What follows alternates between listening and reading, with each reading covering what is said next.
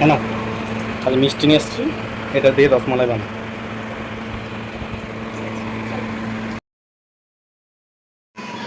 তো এই দেখো রসমালাই রেডি। তো এখন এটা আমি ফ্রিজে 5 মিনিটের জন্য রেখে দেবো, কারণ রসমালাই ঠান্ডা ঠান্ডা খেতে ভালো লাগে। তো এটা এখন 5 মিনিট ঠান্ডায় রেখে তারপর খাবো।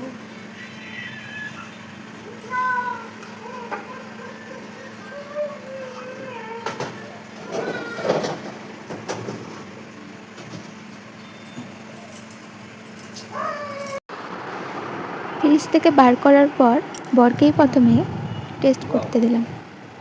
তোমার আবদারের রসমালাই খেয়ে বলো কেমন হয়েছে। জানো তোমরা যখন টেস্ট করে দেখতে পারো।